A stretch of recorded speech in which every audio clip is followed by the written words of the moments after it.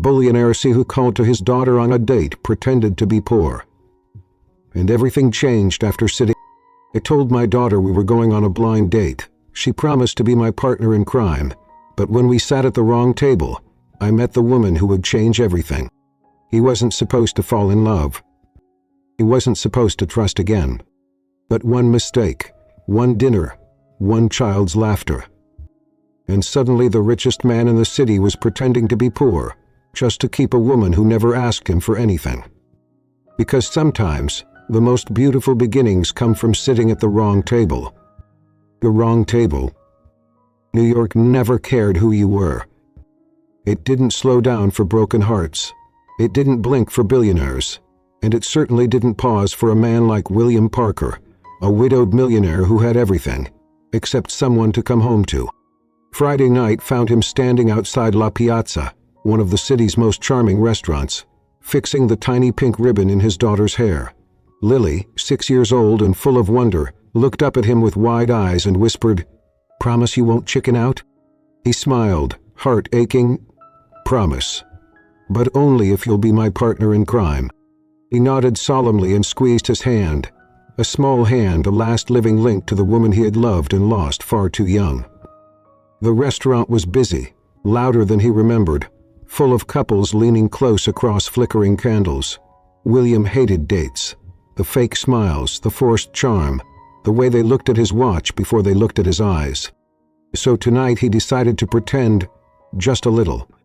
No wealth, no last name, just a man and his daughter, a beat-up car, a fridge that growled louder than his knees, a heart still learning how to beat again.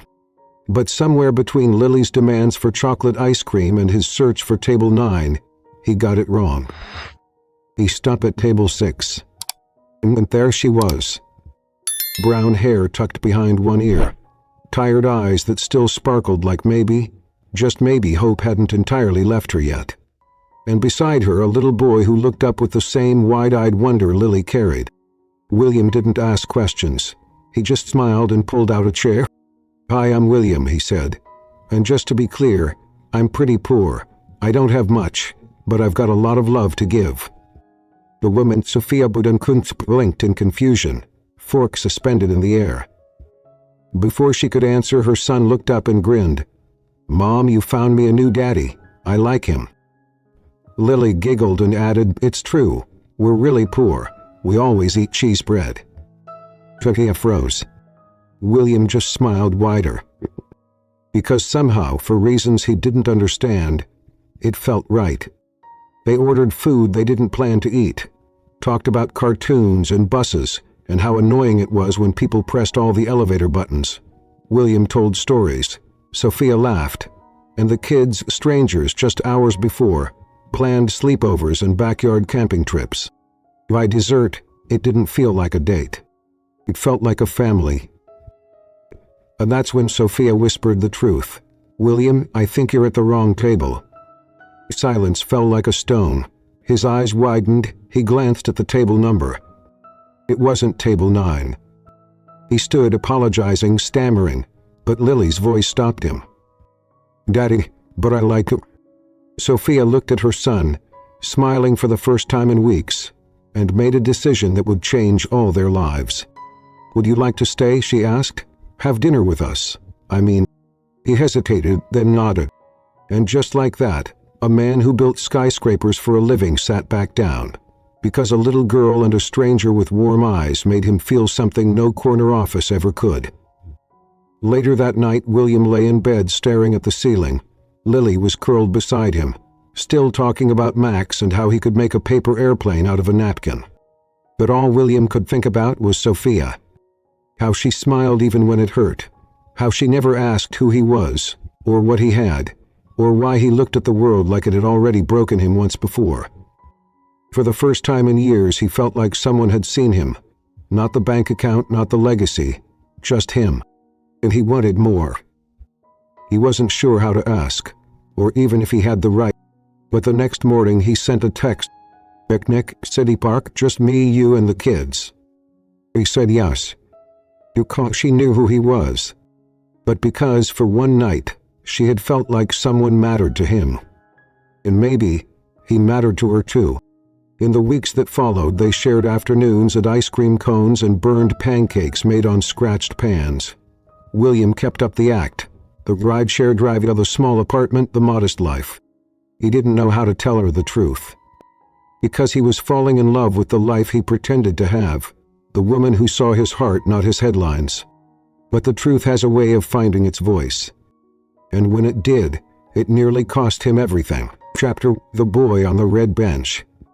Central Park always felt lonelier in autumn. The air smelled like dry leaves and goodbyes. The kind of cold that wasn't about temperature but memory. The ache of what used to be. Sophia Evans sat on the red bench near the duck pond, her hands wrapped around a paper cup of coffee that had long since gone cold. Max, her 6-year-old son, was on the grass nearby, crouched beside a bush trying to talk a squirrel into friendship. "Do you think he'll come over if I give him half a cookie?" Max called out, his tiny voice full of hope. "Maybe," Sophia replied, smiling despite herself. "But you'll need to give him the good half." He considered that, then broke the cookie carefully and laid it on the grass like an offering. Sophia leaned back, closed her eyes, and breathed in the soft chaos of the city. Dog walkers, saxophones, the distant hum of traffic. It had been a hard week. Another rent increase, another hospital call about her mom's meds, another day of faking smiles at the accounting office, trying not to let anyone see how tired she was. Max didn't know. She made sure of that. To him, the world was still full of cookies and squirrels, or wishes that might come true. He kept it that way because someone had to.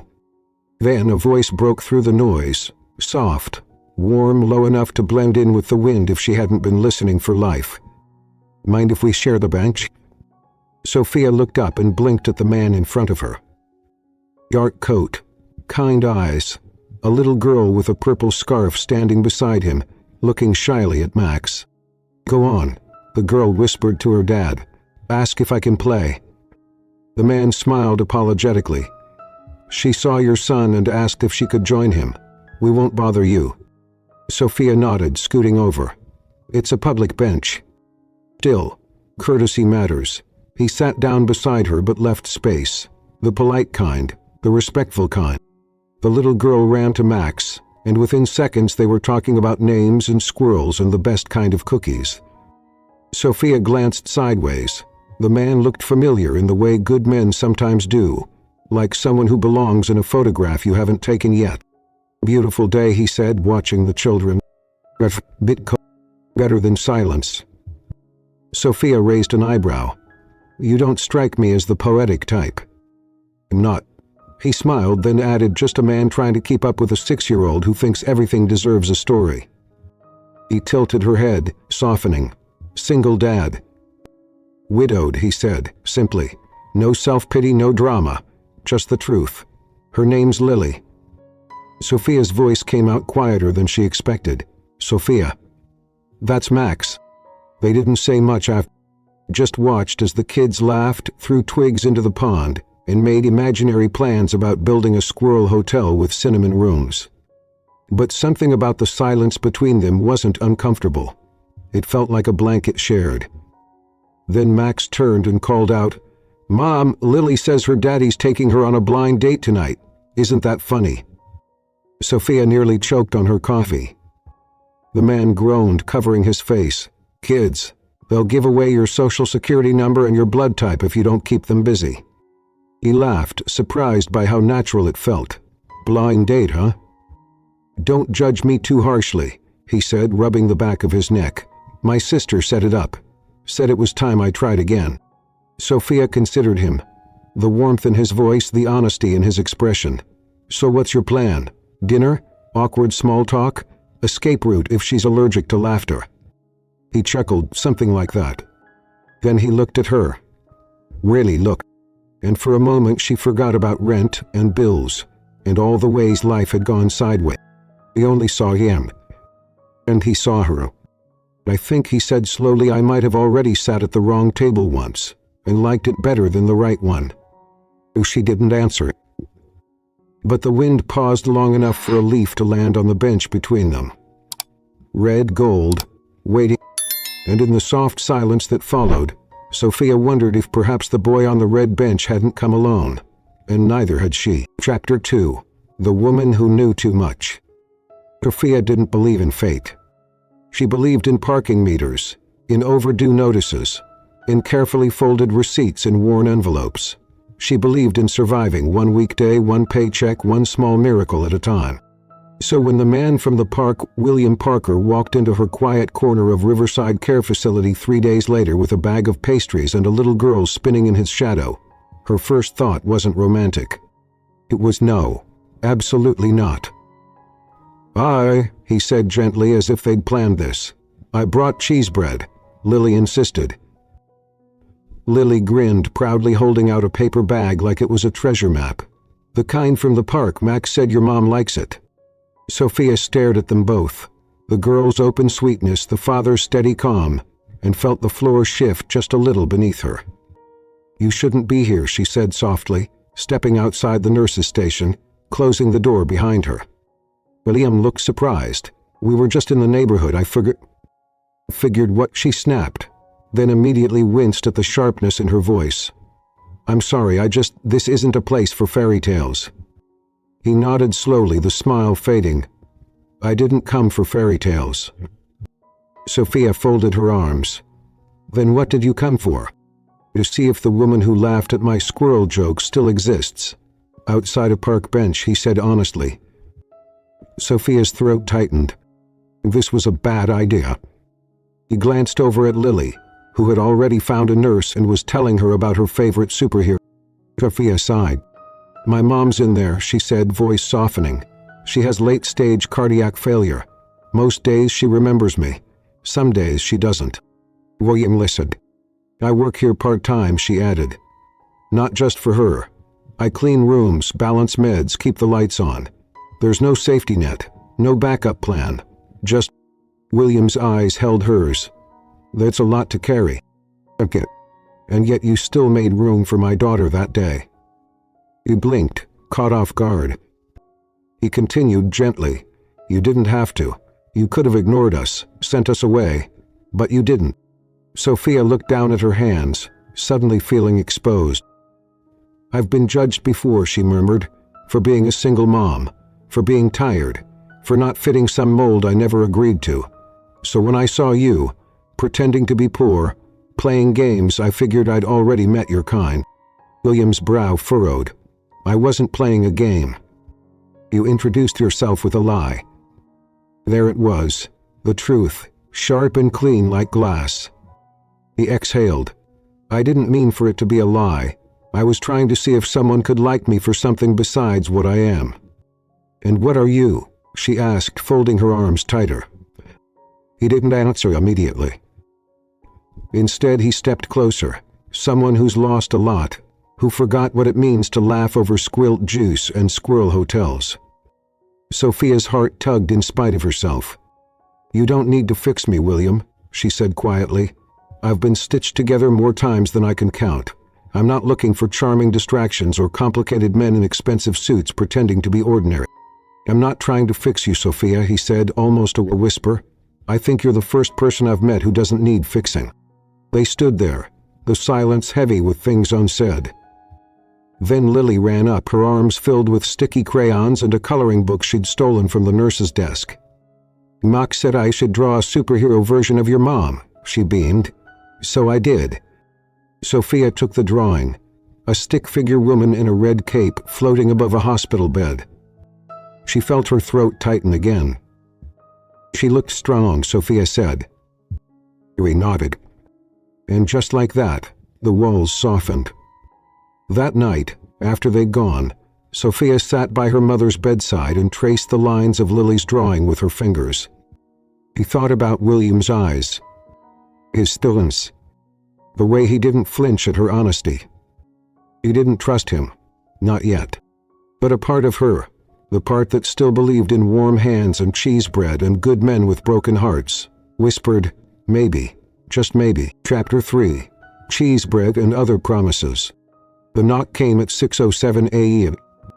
Sophia, hair tangled in a messy bun and wearing an old cardigan from college, opened the door halfway, expecting a delivery, or worse, a maintenance request about the hot water again. Instead, it was him. William Parker, holding a brown paper bag with grease spots bleeding through, and a paper cup of coffee. He blinked. Seriously? He smiled, sheepish. You said you only eat cheese bread on special days. I figured today could be one. Sophia crossed her arms, suppressing a yawn. It's Tuesday. I know, he said, but Lily says Tuesdays are secretly brave. She would. William held the bag out farther. And this is from the bakery near 83rd, the one Max said makes the stretchy kind. It made her pause. He remembered. He opened the door wider, only by an inch. You want to explain why you're showing up on my doorstep at dawn like some kind of carb-carrying knight?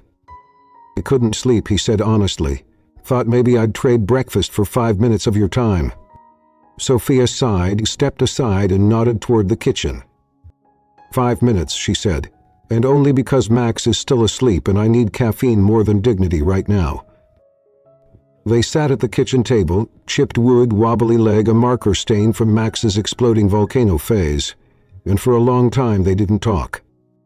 He poured them both coffee, the silence comfortable, even familiar. William glanced around her modest apartment. Toys stacked in corners, art projects pinned on the fridge, bills held together by a magnet shaped like a slice of pizza. It wasn't big, but it was warm. Real. Your place smells like cinnamon, he murmured. It's because we burned Pop-Tarts in the toaster last night. He laughed softly. Even your chaos is charming. Sophia gave him a look. Don't start flattering me. You'll ruin the illusion of sincerity. He held up both hands in surrender. Then something shifted. A beat of silence. I know I haven't earned your trust, he said. I keep thinking about that day. The park. The way you looked at Max like the world could collapse and you'd still be standing. Sophia stared at her coffee. Most days I am, she whispered, but standing doesn't mean not hurting. William swallowed. I lost my wife 3 years ago. Her eyes flicked to his. She was everything, he continued. Smart, fierce, terrible driver. I thought I'd never breathe right again without her in the room. Sophia said nothing, letting him speak. But Lily, she needed laughter, even when I didn't have any left. So we started pretending, making up stories, playing dress-up, and I started telling myself that maybe if I could make it through one more dinner, one more bedtime story, one more Tuesday, you'd survive. Sophia finished for him. He nodded. They were quiet again. And then, softly, she asked, Is that why you pretend to be poor? He looked down, ashamed. It started as a shield. Like a bank account, he said, or a conquest. Sophia smirked. Don't worry, I don't date banks. That made him laugh again, something unguarded, genuine. The bag of cheese bread sat between them like a peace offering. They tore off pieces slowly, sharing it bite by bite, dipping into silence and stories. William told her how he once got lost in Italy with Lily and ended up at a goat festival. Sophia told him how Max once tried to microwave a snowball in her office kitchen. They laughed until their coffee ran cold. At 7:08 a.m., Max shuffled out in dinosaur pajamas, rubbing his eyes. He paused when he saw William, then smiled sleepily. William nodded. The stretchy kind. Cool, Max mumbled, crawling into his mom's lap like he used to when he was smaller. Sophia kissed the top of his head, or whispered something into his hair. William watched, not with envy, not even longing, but awe. He wasn't just surviving. She was loving, fiercely, quietly, every day. He wanted to be a part of that. But when he finally stood to leave, he looked at her with a softness that didn't ask for anything. I know this doesn't fix everything, he said, but maybe it's a start. Sophia held his gaze for a long moment. He reached into the bag, tore off the last piece of cheese bread, and handed it to him. Don't waste it, she said. I won't. He smiled. Just a little. And maybe it is. Chapter 4. The lie at Lily's party. Lily's 7th birthday fell on a Sabbath, the kind of day when the city sky turned soft and blue for no reason at all, as if even the clouds knew they should behave. Sophia arrived at the small party room a few minutes past 3, Max in tow, both holding a carefully wrapped gift and a card covered in dinosaur stickers. William greeted them at the door, tie askew, frosting smudged on his shirt sleeve, and a spark of pure gratitude in his eyes.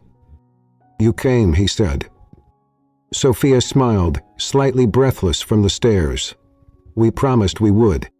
Max dashed inside before she could stop him, immediately finding Lily and beginning what would become a 5-hour sugar-fueled sprint through balloons, streamers, and spontaneous superhero roleplay. Sophia lingered at the entrance, her hand still holding the gift bag. William stepped closer. "Thank you, really. It means more than I can say." She nodded, eyes scanning the room. There were more people than she expected. Parents in tailored coats, women with flawless hair, children in designer shoes.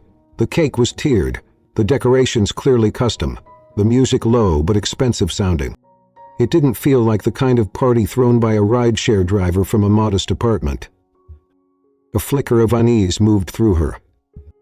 She shook it off, until she saw her. An elegant woman in designer heels and red lipstick that probably cost more than Sophia's monthly groceries. She walked straight up to William and kissed him on both cheeks, whispering something into his ear. "Sophia." William tensed. The woman smiled like she owned the room.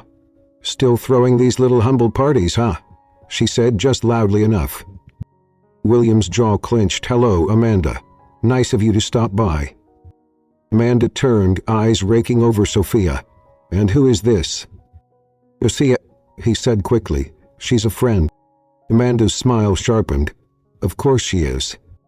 Then she added with a glance at the modest birthday banner, "You haven't changed a bit, no matter how much money you have." The words hit Sophia like ice water. "No matter how much money you have." He turned his gaze to William, but he wasn't looking at her. He was looking at Amanda, jaw tight, eyes unreadable. And just like that, the party changed. Max ran up minutes later, pulling Sophia toward a makeshift tattoo station where the kids were stamping temporary images of dragons and glitter crowns onto each other's arms. But Sophia barely saw them. Because everywhere she looked, in the whispers of the women near the cake, in the sideways glances of the dads in tailored jackets, she saw it. People knew William was see how he fought. They knew him like a man. Lines. They weren't surprised by him. They were surprised by her. She stood quietly by the punch table and watched as William handed out slices of cake to squealing children. He looked natural, comfortable. She didn't cause a scene. She didn't cry. She simply called Max over, whispered something in his ear, and led him to the corner where their coats were hanging. "But Mom," Max protested, "we haven't even opened presents yet. I made Lily a drawing." "I know, sweetheart," Sophia said gently. "We'll give it to her on another day." "But why were we leaving the—" "Because I can't stay here and pretend I don't see it," she thought. "Because I let myself believe him. Because he looked me in the eye and told me he had nothing." But she didn't say any of that. She simply smiled and kissed Max's forehead. Then, just before they slipped out, she turned one last time. William was adjusting Lily's birthday crown, laughing. He didn't see Sophia's face. He didn't see the disappointment flooding her eyes. He didn't see her walk out the door, holding her son's hand like a lifeline. That night, Sophia sat in the dark on her apartment floor. Max had fallen asleep mid-sentence, a crayon still clutched in his hand. She didn't have the heart to take it away. He stared at the leftover birthday card, unopened, still resting in her purse. Inside it, Max had written, "To Lily from your new family. Love, Max and Mom." And below that, in Sophia's own cursive, "Thank you, Philip, for reminding us that small moments are the most magical." She closed her eyes. And for the first time in months, she let the tears come. It was because she had lost something, because she had almost let herself believe She'd finally found it. Chapter 5. The week he chose to be poor. William Parker had built a billion-dollar empire by solving problems. Timelines, contracts, boardroom betrayals. But nothing in his career had prepared him for the silence that followed Sophia walking out of Lily's birthday party. It was worse than rejection. It was disappointment, and it lingered like a ghost. Lily noticed it first. "Why didn't Aunt Sophia stay?" she asked the next morning, staring at her untouched cereal. William couldn't find an answer that didn't sound like a lie. So he did something he rarely did. He told the truth. "I made a mistake." Lee considered that for a moment, then nodded. "Then you should fix it." By Monday, William had a plan. A bold one. A foolish one. A human one. He sent Sophia a single text. "Let me show you I meant every word. No suits, no masks. 1 week. Your world. If I mess it up, you never have to see me again." He didn't respond right away. But 20 minutes later, her phone lit up with 2 words. Pruitt. William moved into his old apartment the next morning.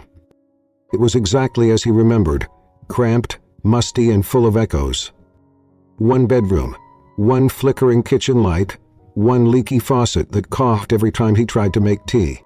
He unpacked a single duffel bag. Inside, 3 t-shirts, 2 pairs of jeans, a photograph of Lily and his late wife taken at Coney Island. He didn't bring his phone charger. He didn't bring his tailored suits. He didn't bring anything he couldn't live without.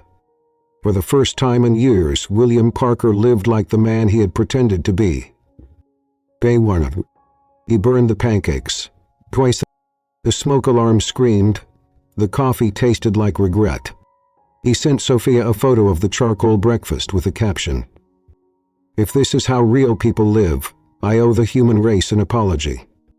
No reply, but she smiled when she saw it. Day 2. He took the bus to the corner market.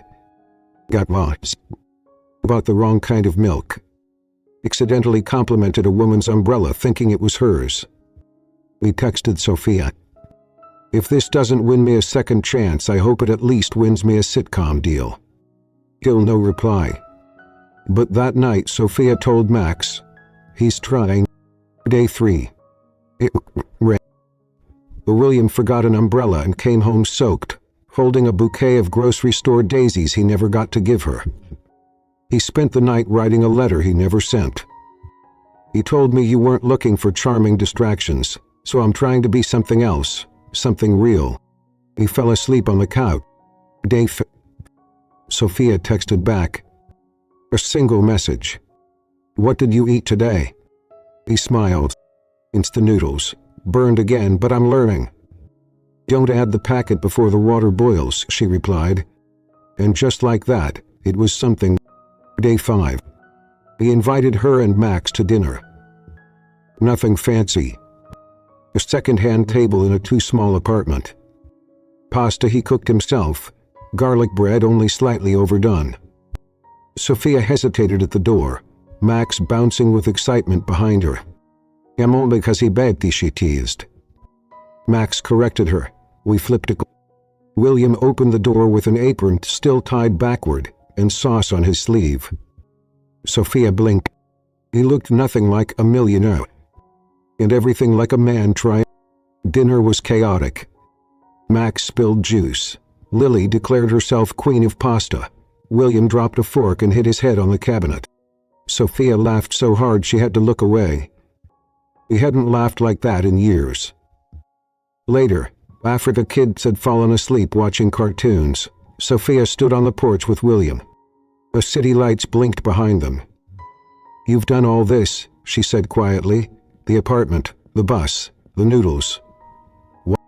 He didn't look at her when he answered. "Because I wanted to see if I could be part of your life, without buying my way in." Sophia exhaled, heart aching. "You could have just told me the truth." "I was afraid the truth would make you walk away." She turned to face him. He walked away anyway.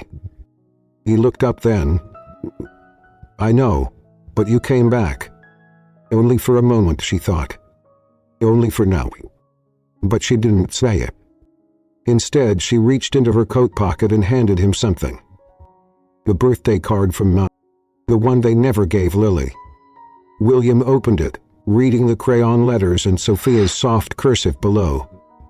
His hands trembled. "I don't know if I deserve this," he whispered. Sophia's voice was barely audible. "Then prove that you do." And with that, she turned to go. But this time, he didn't close the door all the way behind her. Chapter 6. The Woman from the Past. Sophia didn't look. She hadn't planned to dig. She didn't want to be that woman, suspicious, skeptical, waiting for the other shoe to drop. But trust, once fractured, doesn't heal in silence. It heals in honesty, or breaks in the absence of it.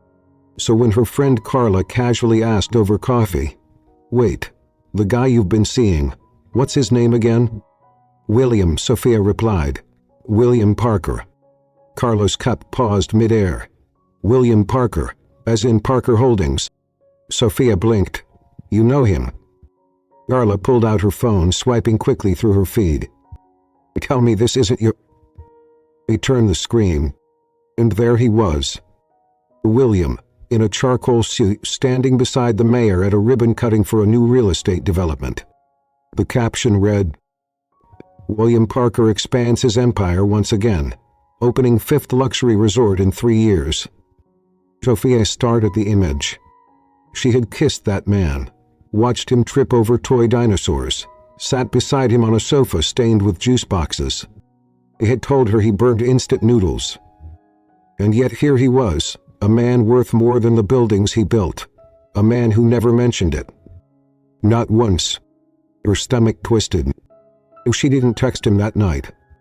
He didn't call.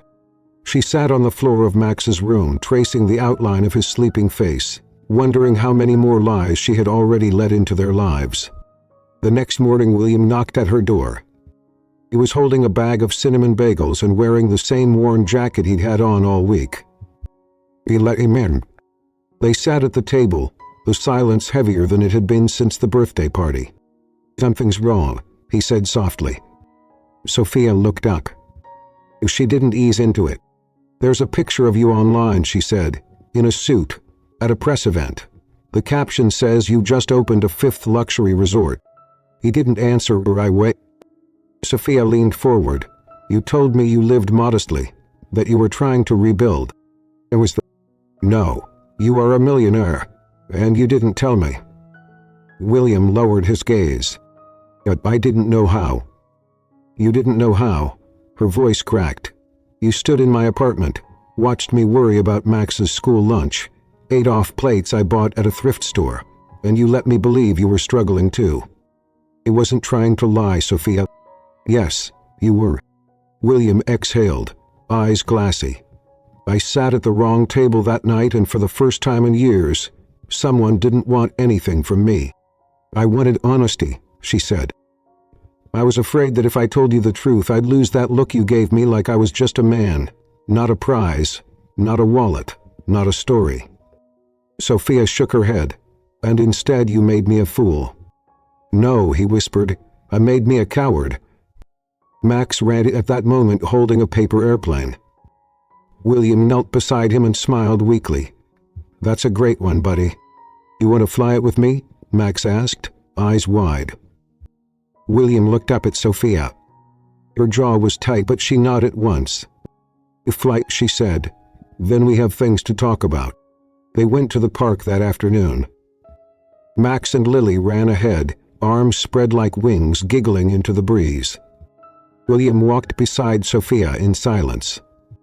When they reached the bench, their bench, he sat down first and told her everything.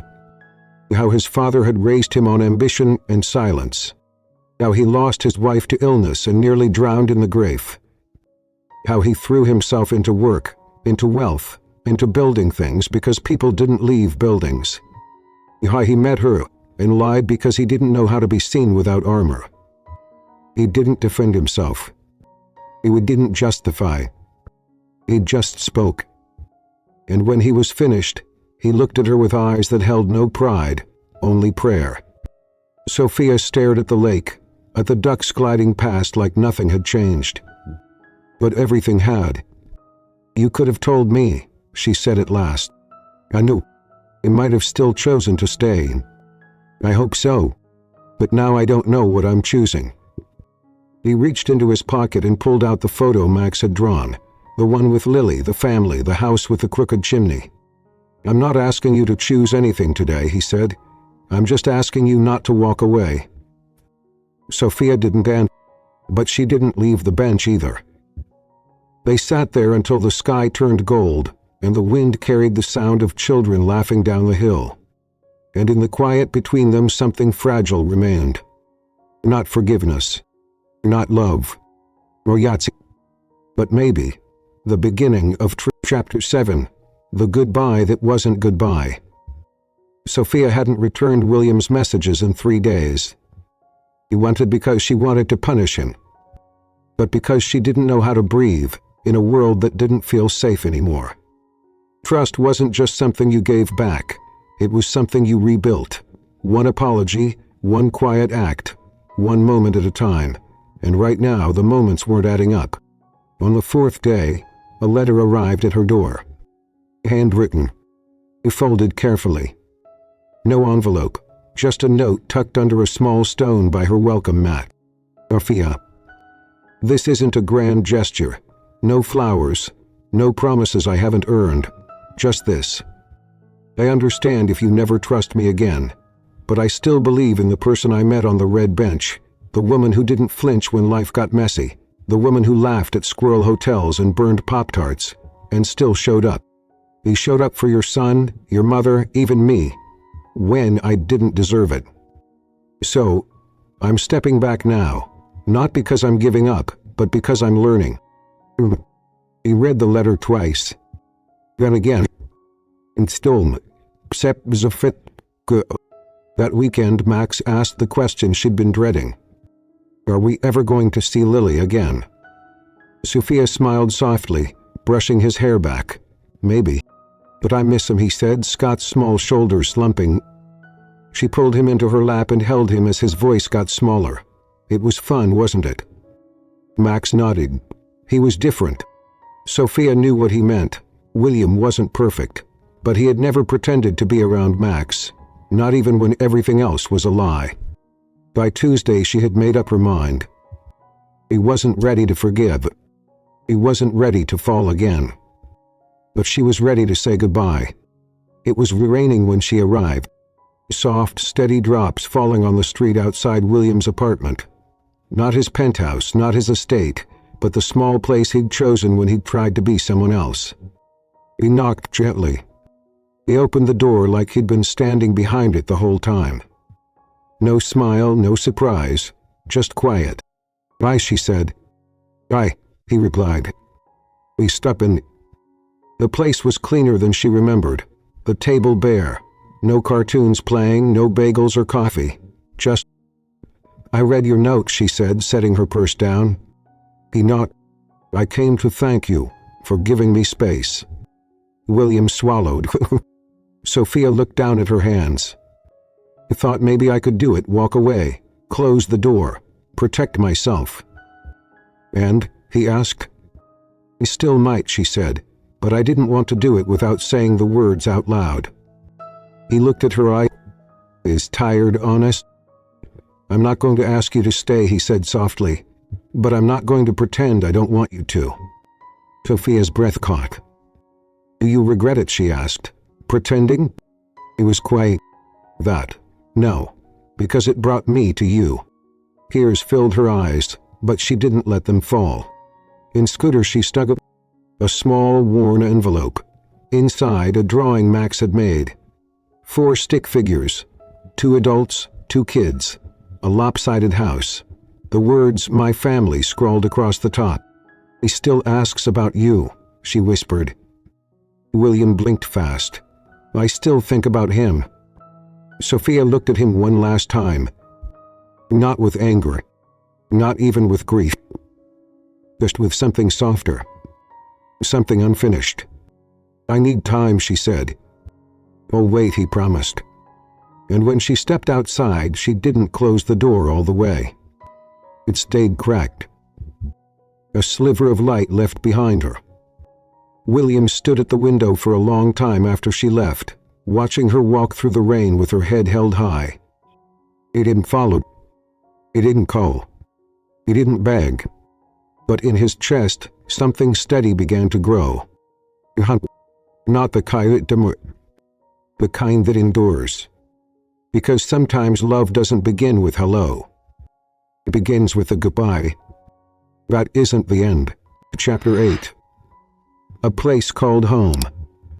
It began with a text. Lily want to give Max his birthday gift. Would that be okay? Sophia stared at the message, thumb hovering. Her first instinct was to say no. But then she looked at Max sitting cross-legged on the living room rug, drawing space rockets with fierce concentration and humming to himself, and realized something. He had already made space in his heart for them. For Lily. For William. Even if she hadn't. So she typed, "Okay, but something simple. No surprises. No suits. No lobbies." The reply came instantly. Just sandwiches, a blanket, and 2 kids who miss each other. The park was quieter than usual that Sunday. The leaves had started turning, burnt gold and soft orange, like the trees were shedding one life to make space for another. Sophia spotted them first, William and Lily setting up a picnic beneath the same oak where Max once gave Lily a stick he called Excalibur. William looked different now. Still handsome, still composed. But the pressure in his shoulders had softened. His smile was gentler, like he wasn't trying to impress anymore. Just. Max ran ahead, arms full of Lego pieces and enthusiasm. "Lily," he yelled, "I brought the dragon." Lily shrieked with joy and tackled him in a full-bodied hug. Sophia hung back. William stood slowly. "Hey." He didn't sit right away, he just looked around. "This is..." I followed instructions. He gestured toward the blanket. No candles, no elaborate spread, just juice boxes, sandwiches, and a bag of cheese puffs. Sophia raised an eyebrow. "You bought off-brand snacks." He held up a hand. "I'm committed." A laugh escaped her, soft and unguarded, and for the first time in weeks she sat beside him. But not far. The kids disappeared into a nearby play area, already arguing about whose turn it was to be the dragon slayer. Sophia sipped from her juice box and watched them. "They're good together," she said quietly. "They are," William agreed, "like they remember something we forgot." And Sophia didn't answer until she did. "I missed this." William turned toward "This, please," she said. "The pretending is gone, and somehow it's better." He nodded, cautious. "I think pretending kept me safe, but it also kept me from being seen." "You're not the only one," she said softly. "I've spent so long being strong, for Max, for my mom, for myself, that I don't even remember what it feels like to fall." William looked at her carefully. "You don't have to fall, you just have to lean." Sophia's throat tightened. The simplicity of the sentence cracked something inside her. Not pain, not fear, but longing. They spent the next hour watching the kids build forts from sticks and argue over imaginary maps. At one point, Lily tugged William's sleeve. "Daddy, can we show them the surprise?" Sophia shot him a look. William lifted his hands. "It's not what you think." From behind the picnic basket, he pulled out a small photo frame. Inside, a picture Max had drawn weeks ago, the one of the 4 of them and the lopsided house. But now something had changed. The drawing had been placed in a wooden frame, carved by hand, carefully, imperfectly. He handed it to Max. "I found the picture," he said. "I framed it so it wouldn't get lost." Max beamed. "It looks like a real family photo now." Sophia swallowed the lump in her throat. Later, as they packed up, Sophia lingered behind, brushing crumbs off the blanket. William stood beside her. "I'm not trying to win you back with gestures," he said. "I'm not here to fix what I broke in a week." Sophia looked at him. "What are you here for, then?" He paused, then said quietly, "To make space, in case one day you call me home." Her heart did something wild, terrifying. She took a step back, unsure of what to say. But she didn't walk away. Not this time. That evening, as she tucked Max into bed, he whispered, "Are we a real family again?" Sophia kissed his forehead. "We're building, baby." He paused. "It's day at a time." Meanwhile, in a quiet apartment across town, William placed the framed picture on his bedside table. He didn't look at his phone. He waited for a message. He didn't expect a miracle. But for the first time in years, he felt he wasn't chasing a fantasy. He was becoming a man worthy of the real thing. And slowly, he was beginning to believe it too. Chapter 9. The Storm Before the Vows. The invitation came in a plain envelope dropped into Sophia's mailbox like it meant nothing. But it meant everything, because on the front of the thick ivory paper, embossed in elegant gold, it read, "We keep a recipient of the National Entrepreneur of the Year Award. Formal gala, black tie, color." He stared at it for a long time. No note, no explanation, just a single ticket. He hadn't mentioned it. Not once. And in that silence, old doubts returned, creeping in like cold air under a closed door. Max found her staring at it on the kitchen counter that night. "Is that for the fancy dinner?" he asked, eyes wide. "Can I go?" Sophia forced a smile. "No, baby, it's for grown-ups." "Will the new dad be the—" Her heart twisted. "I don't know," she whispered. "Maybe." He didn't sleep that night. She kept imagining it. William standing on stage under golden lights, surrounded by applause and champagne flutes, while she watched from a screen, from a distance, from somewhere small. Quarantine wasn't jealousy. It was fear. Fear that she would always be the woman he visited in a modest apartment, the one he hid from his world of boardrooms and billion-dollar smiles.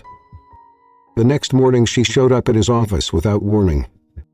The receptionist startled when she walked in, Sophia in her simple jeans in quiet fury. William stepped out of a meeting the moment he saw her. "Sophia." "I got the invitation," she said, holding it up like a weapon.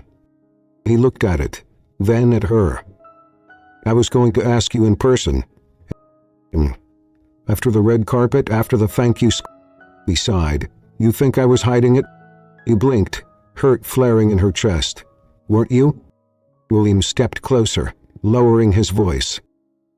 "I didn't invite you to be a spectator, Sophia. I invited you because I didn't want to go without you." She laughed bitterly. "You think I belong at an event where your ex-fiancé is probably on the guest list and half the room knows me as the woman who walked out of your birthday party with a paper plate and a lie in her chest?" "No," he said. "I think you belong because you're the reason I deserve that award at all." He looked at him, and for a moment, just a moment, she believed him. That night she sat in bed with Max curled up beside her, staring at the dress in her closet. It wasn't designer. It wasn't expensive. But it was hers. And it was enough. At the gala, William stood on stage, not with pride but with humility. He spoke of failure, of starting over, of someone who taught him that real success was measured not by accolades, but by the ability to be seen and still be loved. He didn't need it. But she, because when the room stood to applause, his eyes found hers through the crowd, and didn't look away. Later, after the cameras had dimmed and the music softened, William found her alone on the balcony. He was staring at the city skyline like it was a puzzle she couldn't solve. "Me?" she asked without turning. "Why not someone with less history, less fear?" He stooped beside her. "Because the day I met you I finally saw myself." Sophia turned to him, and for the first time since the lie, she let her hand rest on his chest. Over he caught. "Don't ever lie to me again," she said. "I won't. Not even to protect me." He leaned his forehead to hers. "I promise." Then he reached into his jacket pocket. "Not a ring. Not a key." To the house in the woods, he said. The one Lily wants to turn into a tree fort, and Max says should have a pizza oven. Sophia's tears filled her eyes. And what would we call it? William's voice was soft. Oh, Chapter 10. The wedding they chose. It wasn't the wedding people expected from a man like William Parker. There was no ballroom, no orchestra, no designer dress flown in from Paris. There wasn't even a guest list. Just a picnic table, a crooked white arch, and 2 children who believed in magic more than anyone else in the world. The morning of the ceremony, Sophia stood in front of a mirror in the small wooden house nestled on the edge of William's family land. The same place he'd brought her that day with the framed drawing and the truth she wasn't ready to hear. He was barefoot, wearing a simple linen dress that Max had picked because it looks like clouds. Her hair was down. No veil, no makeup artist, just wind and memory and love. Max peeked in through the open door. "Are you ready, Mom?" Sophia smiled and opened her arms. He rushed into them. "Do you think this is real?" she whispered against his hair. Max pulled back and looked her in the eyes with the certainty only a child could carry. "It's better than real," he said. "It's ours." Lily was the officiant. By unanimous decision. She wore a crown made of daisies and held a script she had written in colored pencil that began with "Ladies and gentlemen," and also "The ducks in the pond." Sophia walked down the aisle, a narrow dirt path lined with paper lanterns and 2 rows of folding chairs. The William stood beneath the arch, wearing a crisp white shirt with the sleeves rolled up and a tie that Max had tied for him. His eyes never left her. When she reached him, she whispered, "You're shaking." He whispered back, "You're stunning." Lily cleared her throat. "Okay, I now pronounce you, wait, that's later. First, vows." William turned to her, hands trembling as he took hers. "I used to think love had to be perfect," he said, "that it came in boxes or contracts or was earned through performance. But then I met you. You with your quiet strength and dinosaur drawings and Pop-Tarts burned beyond recognition, and suddenly I didn't want perfect. I just wanted real." He paused. "And I want to wake up every morning beside the woman who made me believe that starting over doesn't mean starting from nothing. It means starting from truth."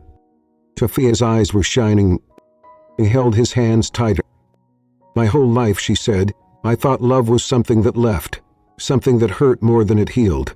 Then you sat at the wrong table, and somehow, it was the right place for both of us to begin again." He took a breath.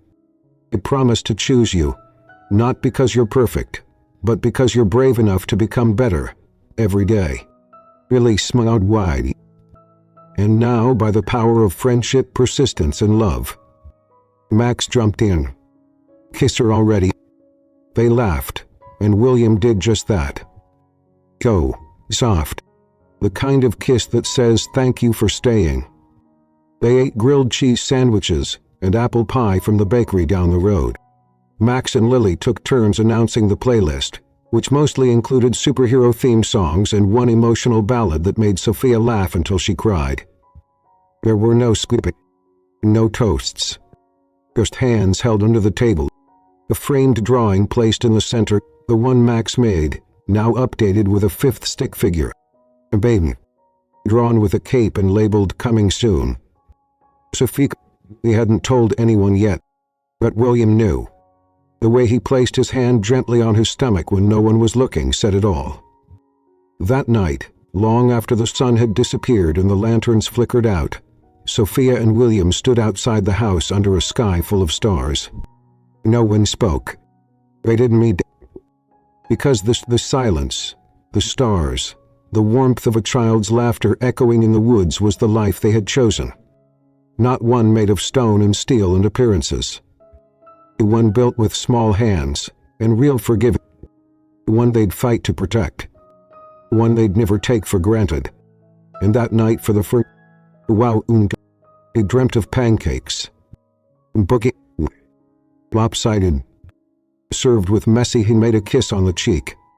Because sometimes the most extraordinary love story begin with a mistake and end with a home conclusion where the light fell softest. The house wasn't perfect. The floors creaked. The roof leaked when it rained too hard. Max kept leaving crayons in the dryer, and William, still learning how to live with chaos, once put spaghetti in the toast. But it was theirs. And most mornings Sophia would wake up before anyone else, sit on the porch with her coffee, and listen to the world begin again. The laughter of Lily, the clatter of Max, the sleepy steps of the man she once didn't trust enough to believe in. Now he was hers. Because he bought his way in, but because he stayed when it was hard. Chose her when it wasn't easy, and told the truth when it would have been safer not to. They didn't live in a castle. They lived in a crooked little home full of mismatched furniture, small joys, and the kind of love that grew in the mess, not despite it but because of it. Truly tribute critic, it couldn't come from sitting at the perfect table. It comes from choosing the wrong one, and staying long enough to make it right. Love isn't loud. It's quiet apologies. Hubert's a child's drawing in a dollar store frame. It's the man who knocks on your door, not to fix, but to finally show you who he really is. It's the woman who forgives, slowly, honestly, fiercely. And it's the family they build. One laugh, one promise, one Tuesday at a time. A new taboo. Years later, at a picnic table in that same park where it all began, Sophia unpacked lunch for 5. William set out the cups. Lily now chased Max, now almost 11, around the pond. In a stroller nearby, their baby brother kicked his feet and stared at the sky. Sophia looked at William and smiled. "You know," she said, "if you had just sat at the right table that night." William reached for her hand. "He'd still find you," he said. "No matter what. No matter what." He leaned against his shoulder, eyes closed, and in the warmth of a spring breeze, surrounded by the messy, beautiful family they built, she knew. Home was never a place. It was the man who lied and changed. The child who hoped and healed. The woman who stayed and forgave. And the love that began at the wrong table. If this story touched your heart, if you've ever chosen love after loss, trust after truth, or family after fear, share it with someone who still believes in second chances. Because sometimes the right kind of love, she doesn't ask you to be perfect. It just asks you to stay.